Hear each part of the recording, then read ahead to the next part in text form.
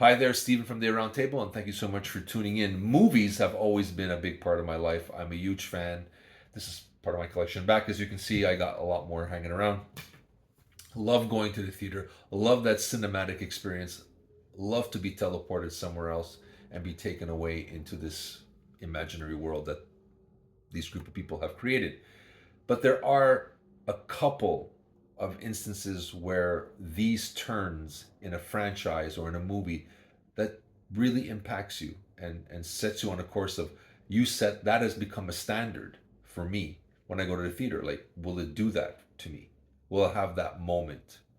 So I'm going to talk about two instances in my lifetime going to the theaters as a young kid and being shocked, distraught, happy, sad, all at once from these two instances that really have left a mark on me. And so every time I go see a movie, a lot of my movies that I go see will be based upon these instances. Did I get that same kind of WTF moment? And here we're going to go with the two of them that have probably stood out the longest. And I'm not taking away the weight from other movies. I'll probably get to those a little later, but this is from a science fiction fantasy movie selection that I've done. So the first one is going to be um, Star Trek II: The Wrath of Khan. It was released on June 4th, 1982. I went to the theater. My parents were huge Star Trek fans, so I believe my mom came with me to see this one. And I think everybody by now who's a Star Trek fan knows in Star Trek II: The Wrath of Khan, Spock dies.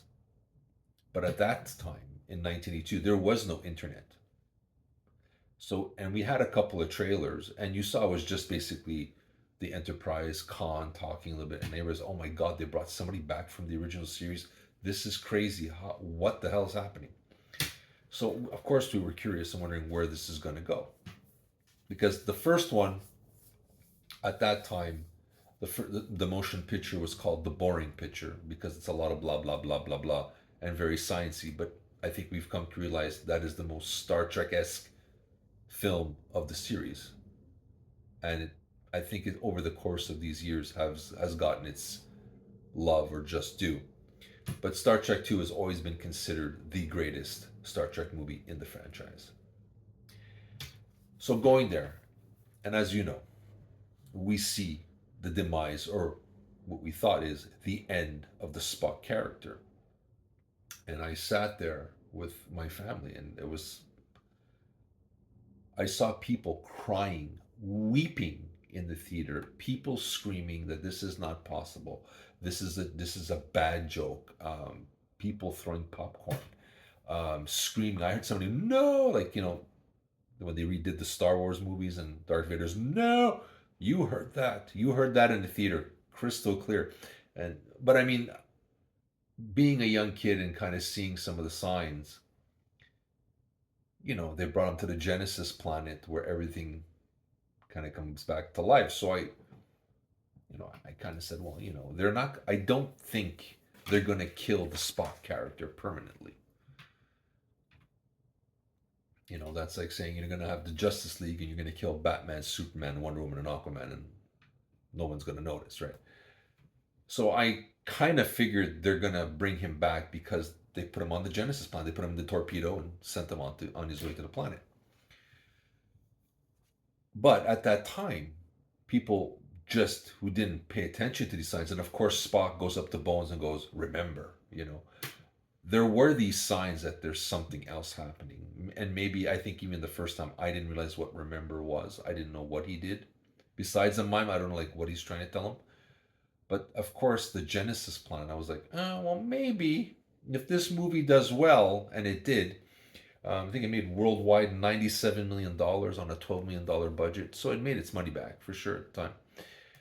But I just remember the impact that they actually, this is one of the first times they killed off a major character. Usually, of course, in Star Trek, it's the red shirts. They go down to the planet.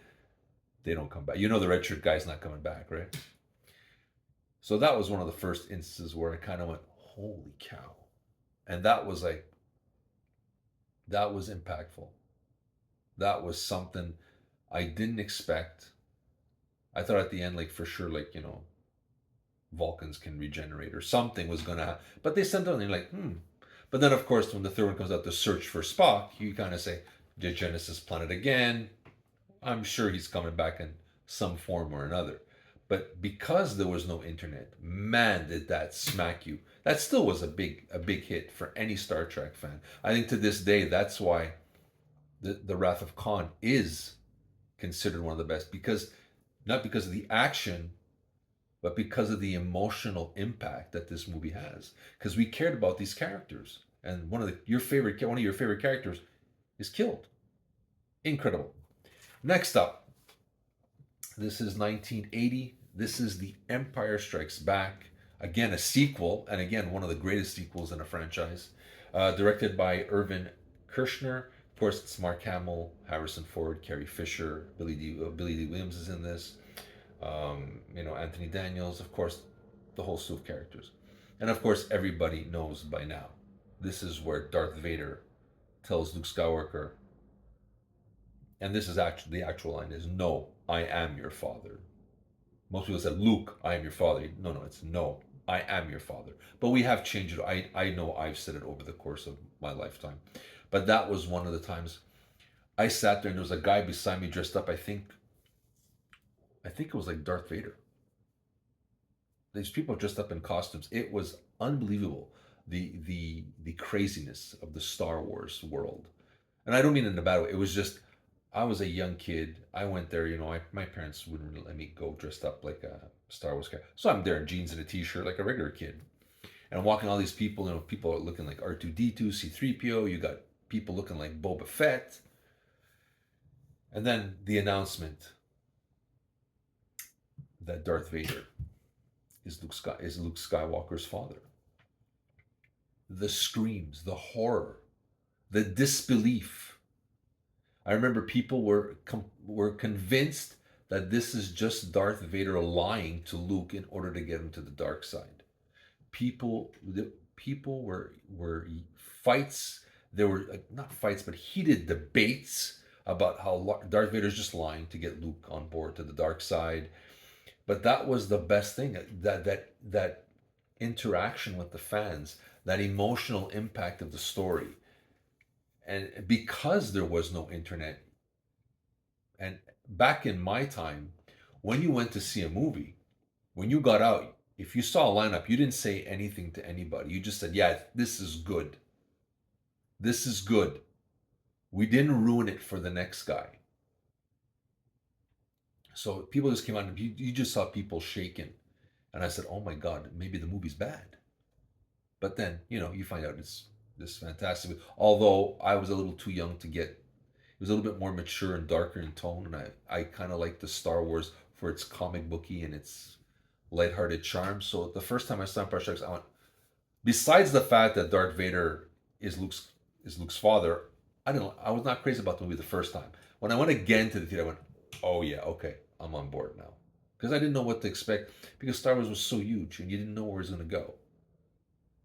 But I just want to say that I'm hoping later on that the trailers that come out should be just enough to get you curious to go and not give away anything of the movie.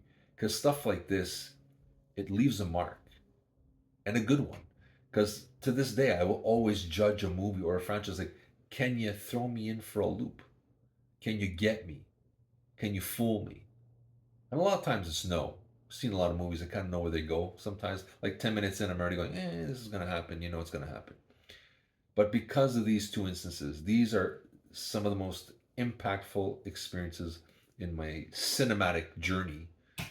And I hope to God that we return to that state where we're given just enough to go to the movie and be excited about it, but not know every detail. Like now everybody goes on the net and wants to know everything. Then why go? Why spend that money to sit down for 2 hours if you know everything? The whole point is to go on that journey. So these are my experiences, and I hope to God that in the next few years we kind of see a return to that.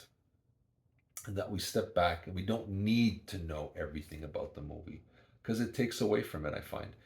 But that's my take. You let me know what you think. Do you remember these movies? Were you old enough to go to the theater like I was? I know I'm dating myself. I'm 100 years old. But these are these special moments that make movie going so impactful and that make you a fan that wants you to collect movies. You're searching for that other hits, that I guess like, even dopamine effect, just to get like, wow, this hit me. I am now involved with these characters, and that's what I want. I want to be involved and have an impact. And these two are some of the greatest instances in my cinematic journey. I'd like to know yours. If you can share them with me, that would be great. And I'll get back to you if I can. And those are my two. You let me know what you think. Have you seen these movies? Have you not? Have you seen them in the theater? Are you old enough to see them in the theater and not know what happens? Because that would be cool. So that's my choices. You let me know what you think. I'd love to hear from you. This is Stephen from the Roundtable with my choices of some of the most impactful experiences in my cinematic journey. And I'll be seeing you soon, guys.